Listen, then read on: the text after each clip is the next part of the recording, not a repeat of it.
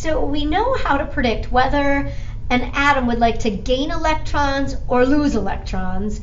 But when you really think about it, it's like, okay, if I want to gain electrons, well, where am I going to get them from, right? Or if I'm going to lose electrons, where are they going to go? That's the beauty of an ionic bond. Positive and negative ions have to come hand in hand. And so when we think about like sodium chloride is one of the most classic marriages between a positive ion and a negative ion. It's a match made in heaven, one of the most stable bonds ever. And so if we think about it, okay, here's a sodium atom. Sodium would normally have one valence electron, but if there's only one valence electron, it's easier just to lose that one rather than try to gain 7 more. Well, then you've got chlorine that already has 7 valence electrons and really would like to gain 1. In comes the marriage between the sodium and the chlorine. Ionic bonds involve a transfer of electrons. There's always going to be a positive ion that's looking to give away electrons and a negative ion that's looking to gain the electrons. And you don't just give away electrons and they go into outer space. And if you're a negative ion and you want to gain electrons, you got to get it from somewhere, right? So these ions always come together. There's always a positive ion and a negative ion. The positive ion will be the electron donor, and the negative ion will be the electron acceptor. And so if you think about either the orbital diagrams or the Bohr models, or here they've even got the electron configurations, it kind of makes sense, right? That here this one valence electron in sodium could be transferred over to fill the hole in the outer shell of chlorine. What? And so I would end up with something that looks like this bottom picture, where now when sodium loses that one outer electron, his new outer shell is the second energy level, and it's full with 8. We've got our little octet down here. Here's the second shell being my valence shell, and we said that it forms a positive ion. Sodium is element 11. It still has 11 protons, but now we're down to just 10 electrons, and so we'll have a +1 charge. The chlorine ion has a full outer shell. We filled the third outer shell. We've got an octet. We've filled the third energy level. Everyone is at peace. Both atoms have a stable octet. Stable means low energy. Everyone's happy. It's a match made in heaven. Sodium is the electron donor. Chlorine is the electron acceptor. And when you form these charged ions then, where the sodium becomes positively charged and the chlorine becomes negatively charged, opposites attract. And so we call this an electrostatic attraction. An electrostatic attraction is just a fancy word for like attraction of opposite charges. Positives are attracted to negatives. And the moment when the electron is transferred, we form the positive ion, the negative ion, the attraction happens. That then is the magic of an ionic bond. Ionic bonds form from transfers of electrons that cause oppositely charged ions to form. Isn't it beautiful? It's really just brilliant. And when you think about then the final charge on the compound, so sodium ions are +1, chlorine ions are -1. Overall, there needs to be a total transfer of electrons. Sodium gives 1, chlorine takes 1, and that's going to result in a compound where if you add the charges on each ion, it should be, get out of there, 100% neutral. So here we've got a 1-to-1 ratio, a +1, a -1. If we ever want to add the charges in an ionic compound, the charges should add up to 0. It should be overall electronically neutral. You can model this in so many different ways. And we can model it with the Bohr model. Sometimes that's kind of nice to like show the electron being transferred from the outer shell of sodium over to the outer shell of chlorine. Sometimes we use dot structures. That's okay too. Where here they're kind of showing the dot structure, and the one thing that's a little funky, and like there's no blue dots drawn around the sodium, it doesn't mean that sodium has no valence electrons. They're just kind of showing that the original outer shell of sodium is now empty. Originally, the sodium atom had 1 electron in the 3rd shell, but we donated that 1 electron over to chlorine. Sometimes they'll even draw the dot structures kind of like this, where initially sodium had 1 valence electron, so they sometimes give it 1 dot. Chlorine would have initially had 3, 4, 5, 6, 7. And then sometimes they'll show an arrow showing that the 1 electron from sodium would be transferred over to chlorine. And so here when they drew the dot structure, they just drew the dot, I'll erase it, so that it's already been transferred over to chlorine. The 1 valence electron in sodium was originally transferred over to the chlorine.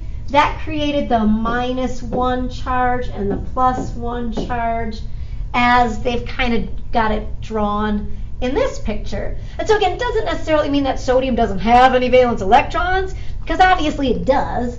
Sodium does have 8 valence electrons, shown right here. He's still got a happy octet.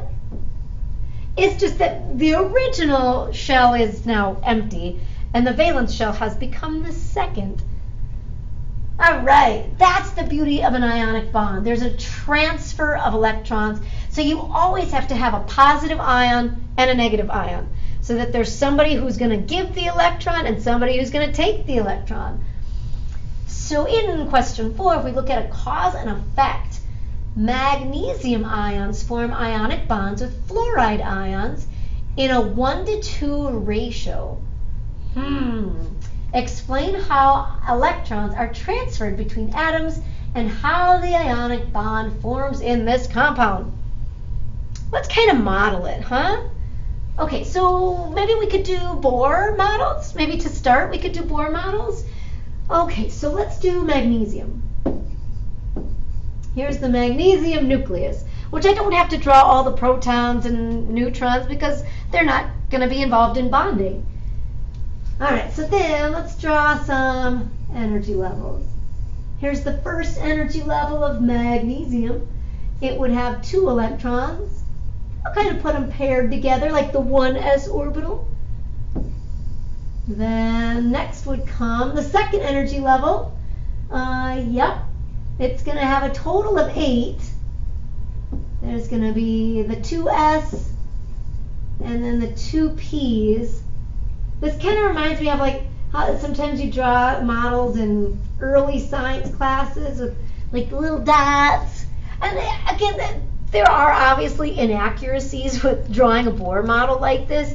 We know that electrons don't just fly around in circular orbits. They're moving in 3-dimensional regions. But for purposes of predicting bonding, Bohr models are kind of handy. So there would get me through the second energy level.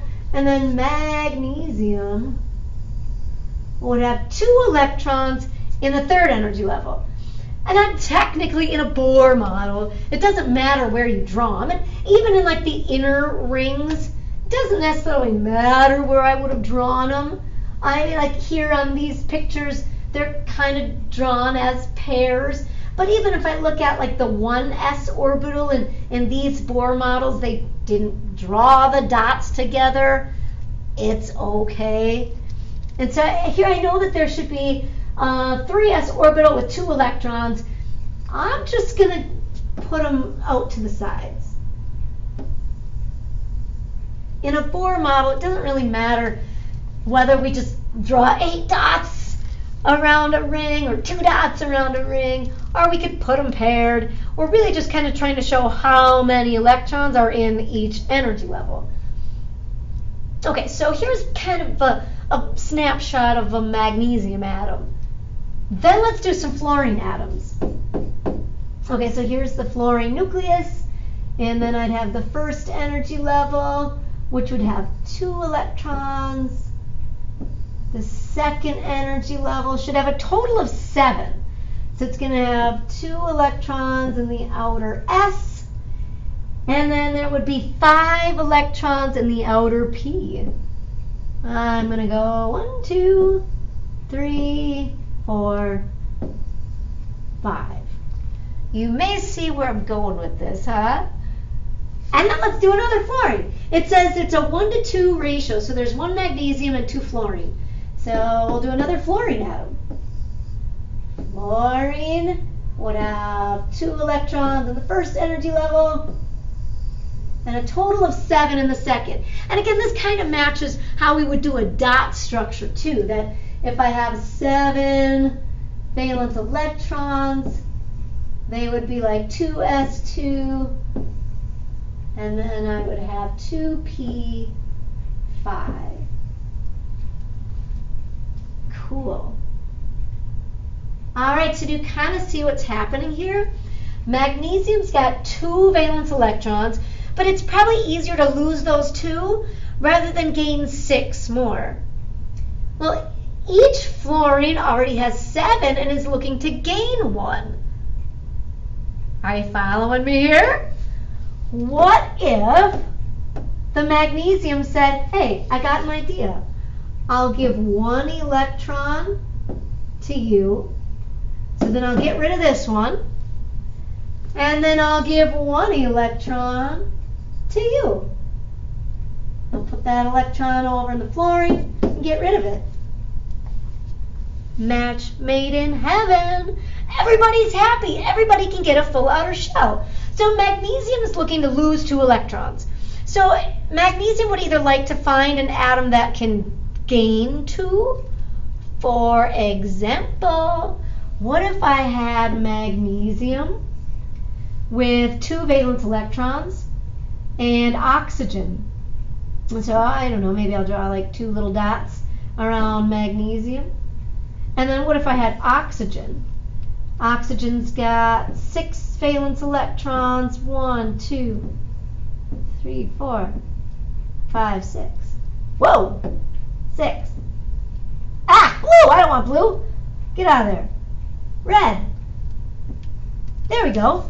So do you kind of see what could happen here? Magnesium's got 2 valence electrons. Oxygen already has 6. Perfect. We'll just transfer both of them straight from magnesium. Get rid of that guy. I'll give you this one. Oh, I should make that a little smaller.